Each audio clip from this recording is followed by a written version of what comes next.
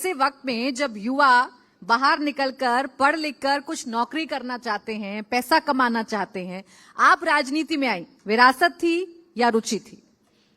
सबसे पहले आपको बहुत बहुत नमस्कार प्राची जी, यहाँ पर उपस्थित तमाम दर्शकों को मेरा नमस्कार और आपके माध्यम से जो भी अभी इंडिया टीवी देख रहे हैं उन सबको आपकी बेटी का प्रणाम है।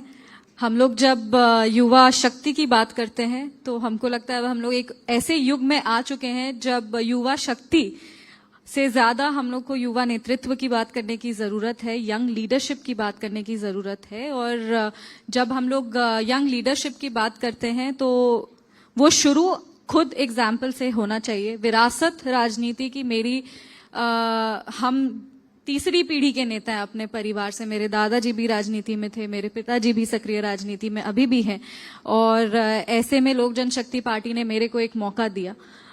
हम अगर सच बताएं तो कुछ और कभी करने का मन ही नहीं किया। जब से हम अपने घर में रहते थे, अपने घर में हम हमेशा देखते थे मेरे दादाजी को, मेरे पिताजी को, कि कैसे वो अपने तमाम क्षेत्र की जो जनता होती है उनकी सेवा करते थे, उनकी बातों को सुनते थे।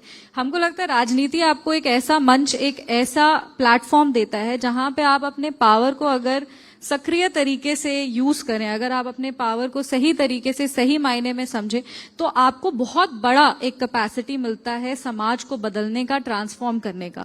बचपन से आप जिस राजनीति को देखती थी, आप दूर से देखती थी कि आपके पिताजी क्या करते हैं, आपके दादाजी क्या करते हैं। अब जब आप सियासत में आ चुकी हैं, कितना बदलाव महसूस करती हैं? कितनी चुनौतीपूर्ण आपको ये राजनीति लगती है? कितनी मुश्किल लगती है? या लगता है कि सब आसान है, मैं कर लूं? नहीं, राजनीति में आने के पहले डेफिनेटली मेरा जो परसेप्शन राजनीति को लेके था वो बहुत डिफरेंट था। बहुत बाहर से जो है राजनीति वो बहुत लगता है कि हाँ पावर है, एक ओहदा है समाज में, एक पोजीशन है।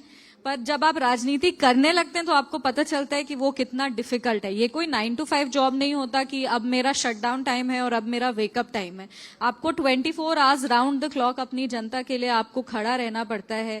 उनके सुख में, उनके दुख में, सुख में खड़े रहे ना रहे, दुख में तो डेफिनेटली खड़ा रहना पड़ता है। और ऐसे में मेंटल, इमोशनल और फिजिकल जो आपकी वेल बीइंग होती है, जो आपकी कैपेसिटी होती है, वो कहीं ना कहीं बहुत ज्यादा अफेक्ट होने, मतलब बहुत ज्यादा उस पर असर पड़ने लगता है। पर जब हम एक इलेक्टेड रिप्रेजेंटेटिव हैं, हम हमेशा यही कहते हैं कि हमको जनता ने अपना सांसद चुना है, और ऐसे में वो जनता का आशीर्वाद और जनता का साथ जब मिलता है तो हमको लगता है हर रास्ता आसान हो जाता है। समस्तीपुर की जनता हमको अपनी मेरी सबसे बड़ी जीत इसी में है कि हमको लोग अपनी सांसद नहीं, सांसद बिटिया कहते हैं। आज भी आप समस्तीपुर जाएंगे तो लोग कहेंगे शांभवी, अरे वो तो हमारी बेटी जैसी है।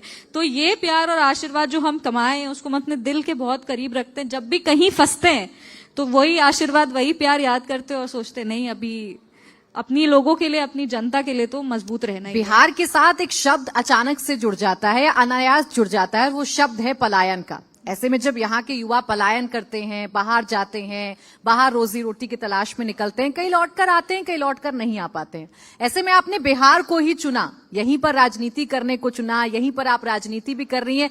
क्या आपका किक पॉइंट था जो आपको लगा नहीं, अपने प्रदेश में ही रहूंगी और यहाँ पर राजनीति करूंगी? देखिए, कोई अपनी, मतलब मेरा बिहार से वो रिश्ता है जो रिश्ता मेरा मेरी माँ के साथ है, उतना ही खूबसूरत और उतना ही प्यार हमको। हम बिहार की मिट्टी में जन्मे, हम बिहार की मिट्टी के लिए ही जिएंगे और जब तक रहेंगे हम बिहार के लिए रहेंगे। ये मेरा प्यार है अपने प्रदेश के लिए। हम बाकी लोगों को देखते हैं, वो लोग अपने प्रदेश के लिए लगे रहते हैं, जिस घर में जन्मते हैं उस घर को आगे बढ़ाने के लिए मतलब वो मेहनत करते रहते हैं।